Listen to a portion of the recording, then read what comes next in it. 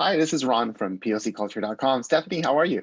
I'm doing good. How are you? Great. Really happy to speak with you today. I love that we're talking after the movie's out there, and I'd love to hear how you've experienced this like overwhelming love and admiration for the film.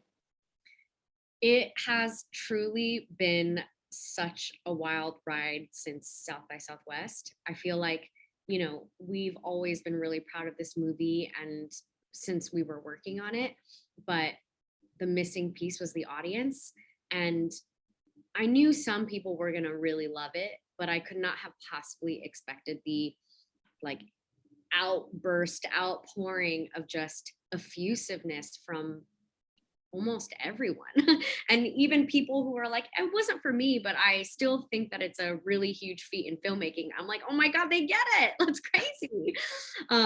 And yeah, it's so exciting for a movie to be as wild as ours and a very new form of storytelling in some ways. And for people to receive it as much as they are and being so moved by it, it really just inspires me to know that audiences are ready for more challenging and exciting forms of storytelling. Definitely. It's unique in that way. It's so bold in its vision. I loved how you shared that FaceTime screenshot on social media of when the Daniels told you that you were on board and you were so excited. At what point did you know like this was a uniquely special project? I think when I met the Daniels, I knew that they were uniquely special directors. And so we worked together on an episode of Nora from Queens. And that episode was so weird and so special. And that's how they met Harry Shum Jr. as well. That I just knew that everything that they touched was going to be filled with a lot of play and fun and craziness, but also a lot of heart. And when I read the script, I definitely was like, I have never seen anything like this that both makes me cackle with so much laughter, makes me think about existentialist philosophical thoughts, but also touches my heart so deeply. Um, so I just, when I read the script, I was like, I hope I get to be a part of it because it feels also in some weird way my total wheelhouse of the type of art I like to make. Um, so yeah, I was really excited. I mean, it's been even more of a dream than that moment, that moment of receiving the news. This whole journey, even the releasing of it, is just a wild ride that you can't ever know until you're living it. Yeah, I can only imagine. You've talked about how the story challenges audiences, which it definitely does. It also, I can only imagine, is so challenging uh, as a performer to have these different roles. You play Joy and Jobu. There's totally different characters. How did you balance like the very emotional, grounded version of your character, and then this wild and crazy, dressing like Elvis character? Well, something that we really focused on was we wanted to create a villain that was not a cliche or just like a idea of a villain, but how do you create a villain that is a nihilist, but also, you know, holds the same depth of heartbeat as the character Joy, as the daughter. Um, so I wanted to make sure that even as I got to do weird things, that it was still rooted in the same philosophy that Joy shares and the same heartbeat, actually. And so the chaos, we weren't being weird just to be weird. We were being weird for a philosophical purpose and also a like as an agent of nothing mattersness. Um, and it was hard. It was hard because Joy is also a really heartbroken, sad, despaired character.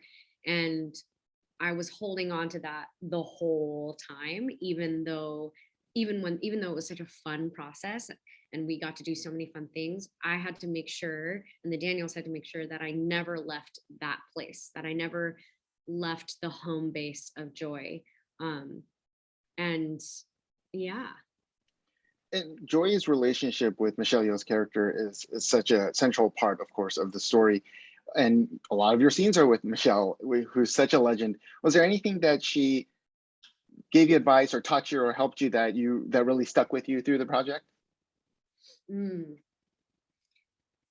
She is just so amazing in so many ways and leads with so much love, honestly.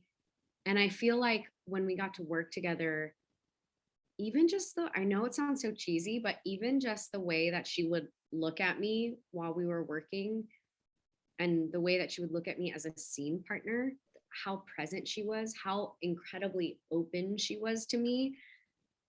She was she was leading by example, actually, what it means to be number one on the call sheet.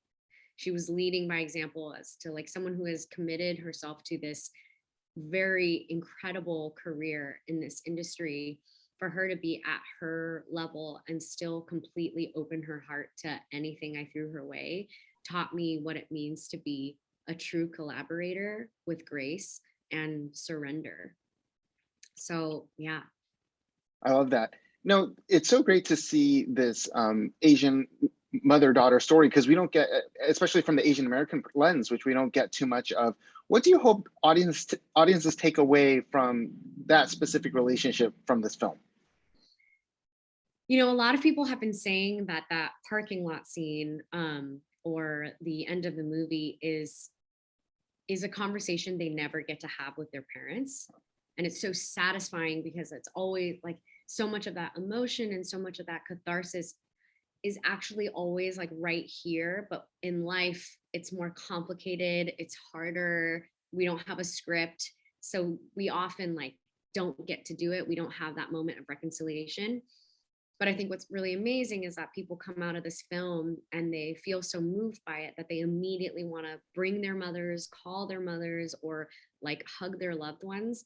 And I hope that this movie can be an offering to those in the AAPI community of just like a place, a transference of energy so that we can take it and practice it in our own lives and be kind of try to cross those intergenerational bridges, because it's messy, it's so complicated. And I love how much the AAPI community is resonating with it, because it's like, yeah, that's us.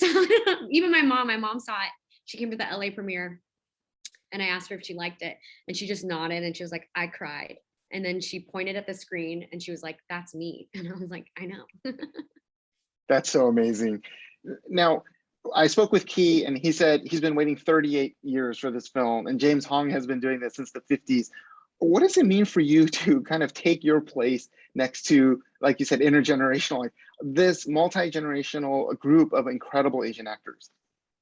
I can't believe it. I cannot believe I have gotten so lucky to be a part of this project. I I think I didn't even know it at the time, right? Like at the time we had a huge task, which was to tell the story as truthfully and with full surrender, right? So I was very focused and just kind of soaking it all in. But now that the work is done and now it's out there and that we're coming back together to kind of celebrate the film and share more about it, I feel like I'm still learning from legends. Like even in press, I'm just sitting next to Michelle and Key and James and hearing their stories and how much they've been through in order to even get to do this film. And for me to be younger and to get to be a part of it and know that I am also now a part of carving out a new space for Asian performers, I feel very humbled actually. And I feel very also that I want to hold that responsibility with the weight that it deserves. I think sometimes as because I didn't grow up thinking I was going to be an actor, like I never saw anyone really like me. So I just couldn't even imagine that this moment would be possible for someone who looked like me.